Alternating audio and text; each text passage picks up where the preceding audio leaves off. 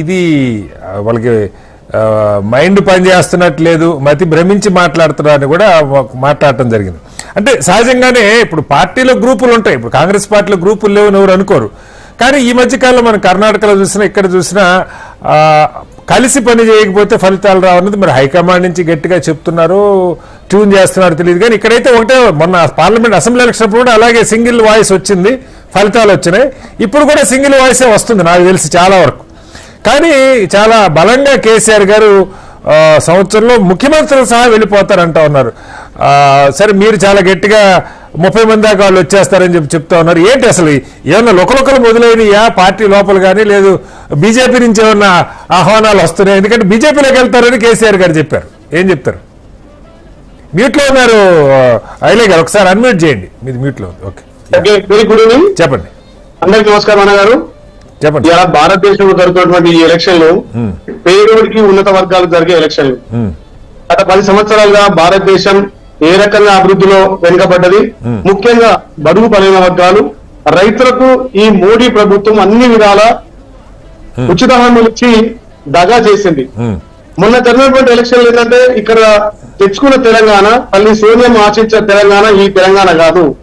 కేసీఆర్ 2 సార్లు అధికారం ఇస్తే కేసీఆర్ అహంకార ధోరణి, ఒక నియంతృత్వ పాలన, ఒక దొర పాలన మీరు చూస్తున్నారు. ఈ 132 రోజుల పాలనలో గౌరవ ముఖ్యమంత్రి రేవంత్ రెడ్డి గారు కానీ, గౌరవ మంత్రులు కానీ ఏ రకంగా మీ మీడియా ముందు కానీ రోజు 24 గంటలకు 18 గంటలు 20 గంటలు ప్రజల కోసం పనిచేస్తున్నారో మీరు చూడండి.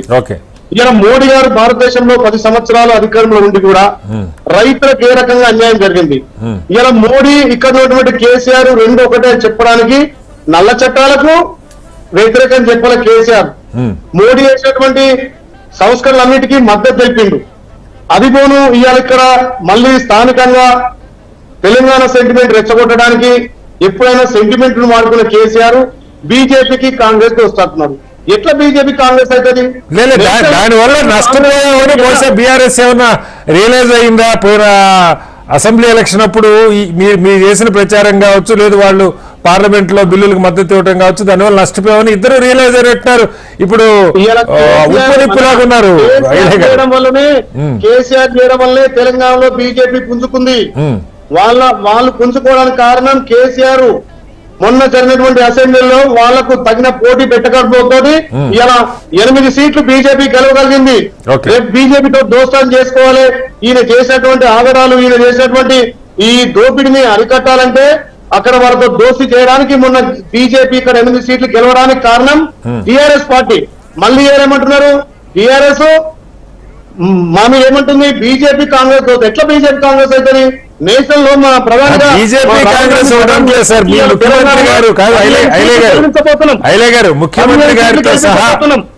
ముఖ్యమంత్రి గారితో సహా ఒక మేజర్ చంక్ బీజేపీలోకి వెళ్ళిపోతారు ఎలక్షన్ అవగానని కేసీఆర్ గారు చూడండి. కేసీఆర్ సెంటిమెంట్ తోటి అధికారంలోకి వచ్చిన వ్యక్తి, సెంటిమెంట్ రగిలించి అధికారంలోకి వచ్చిన వ్యక్తి. ఇప్పుడు ఏంటంటే తెలంగాణ ప్రజలు మళ్ళొక్కసారి మళ్ళీ మోసం చేయడానికి ఇలా బీజేపీ కాంగ్రెస్ దోస్తున్నారు. అది శుద్ధ తప్పు. మేం ఫైట్ ఉంది ఇక్కడ తెలంగాణలో 17 సీట్లకు 17 సీట్లు, ఒక సీటు ఎంఐఎం తప్ప 16 సీట్లకు బీజేపీకి కాంగ్రెస్ ఇలా పోటీ. ఇలా సుమారు 14 నుంచి 15 సీట్లు భారీ మెజార్టీతో గెలబోతున్నాం. ఎక్కడ ఏ తండకు పోయినా, ఏ కూడం పోయినా కాంగ్రెస్ వల్లనే అభివృద్ధి సాధ్యం. గతంలో మన్మోహన్ సింగ్ గారు చేసినటువంటి ఆర్థిక సంస్కరణలు, ఆయన అందించినటువంటి పరిపాలన, అంటే ఉపాధి హామీ పథకం తోటి ప్రతి పేదోడికి కడుపు నిండుతుంది. ఉపాధి హామీ పథకం ఏమున్నా నల్ల చట్టాలతో, ఏమున్నా రైతుల నుంచి కార్పొరేట్ సంస్థలతోటి అదాని అంబానీ అమెజాన్లకే ఊడియం చేసిండు. దేశాన్ని మొత్తం ప్రైవేటీకరణ చేసిండు. డిపార్ట్మెంట్ కానీ ఎన్నో సంస్థలను, ప్రభుత్వ రంగ సంస్థలు నెలకొల్పితే కాంగ్రెస్ తో ఇలా మోడీ వచ్చిన 10 సంవత్సరాల్లో పూర్తిగా ప్రైవేటీకరణ అయిపోయింది. దానికి మళ్ళీ ప్రజలు ఆలోచన చేస్తున్నారు. కాంగ్రెస్ తోటే దేశంలో సుస్థిర పాలన అందిస్తాం. కాంగ్రెస్ పార్టీ తోటి ఏదైతే మొన్న తెలంగాణలో ప్రవేశపెట్టినటువంటి పంచనాయ్ 25 గ్యారంటీలను అమలు చేస్తామనే నమ్మకం కాంగ్రెస్ పార్టీ ఉంది. ఐలే గారు నా ప్రశ్న, మీరు చెప్పింది ఓకే, కానీ రేవంత్ రెడ్డి గారే ఒక సందేహం వ్యక్తం చేశారు. బీఆర్ఎస్ బీజేపీ కుమ్మక్కైని సుపారీ తీసుకున్నారు బీజేపీ దగ్గర నుంచి. ఒక 6 పార్లమెంటు సీట్లు ఆయనే కోట్ చేస్తా ఉన్నారు. మహబూబ్ నగర్, చేవెళ్ల, మల్కాజ్గిరి ఇలా ఒక 6 పార్లమెంట్ నియోజకవర్గాల్లో బీజేపీ అభ్యర్థులు గెలిపించడం కోసం బీఆర్ఎస్ ఆల్రెడీ సుపారీ తీసుకుంది వాళ్ళ దగ్గర అని ఆరోపణ. మరి మీరేమో ఒకవైపు 15-16 సీట్లు గెలుస్తా ఉంటున్నారు. ఏ రకంగా? 100% బీజేపీ టీఆర్ఎస్ ఒక్కటైనా కాబట్టి అక్కడ మామూలు నిలబెట్టిండు. బీజేపీకి సపోర్ట్ చేయడానికే కేసీఆర్ నిలబెట్టిండు. రేపు ఎలక్షన్ తర్వాత మీరు చూడండి, ఇవాళ మీరు రాసి పెట్టండి, బీజేపీ టీఆర్ఎస్ ఒక్కటైతాయి. ఓకే, బీజేపీ టీఆర్ఎస్ ఒకటైతే మళ్ళీ కాంగ్రెస్ కు బీజేపీ ఇక్కడ యుద్ధం జరుగుతుంది. ఆ యుద్ధంలో 15 సీట్లు ఖచ్చితంగా 14 అయితే భారీ మెజార్ తోటి ఇలా కాంగ్రెస్ పార్టీ గెలవబోతుంది. ఒకటే అంటున్నాం, 10 ఏళ్ళ అధికారం ఇస్తే 9.5 సంవత్సరాలు కేసీఆర్ అధికారంలో ఉన్నటువంటి కేసీఆర్ ఆయన ఇచ్చినటువంటి రుణమాఫీ చేయలేదు, ఆయన ఇంటికో ఉద్యోగం చేయలేదు, ఆయన కేటీపీజీ విద్య చేయలేదు, దళితులు ముఖ్యమంత్రి చేయలేదు, దళితులు 3 ఎకరాలు చేయలేదు. అని మేము వచ్చి 130 రోజులు అవుతుంది. 1 కోటి 2 4 ఇలా మేము చేస్తున్నాం. మా ముఖ్యమంత్రి మొన్న అక్కడ నారాయణఖేడ్లో అన్నాడు 2 లక్షల రుణమాఫీ ఆగస్టు 15 లోపు మేము చేస్తామని మాటిస్తున్నాం. చేస్తాం, మాకు ఇంకా సమయం ఉంది కదన్నా. వాళ్ళు చేసినటువంటి దేశాన్ని రాష్ట్రాన్ని విధ్వంసం చేసిరు, రాష్ట్ర ఆర్థిక మొత్తం కొల్లగొట్టిరు. అది సర్దిద్దుకొని ఇలా ప్రజాపాలన అందిస్తున్నాం.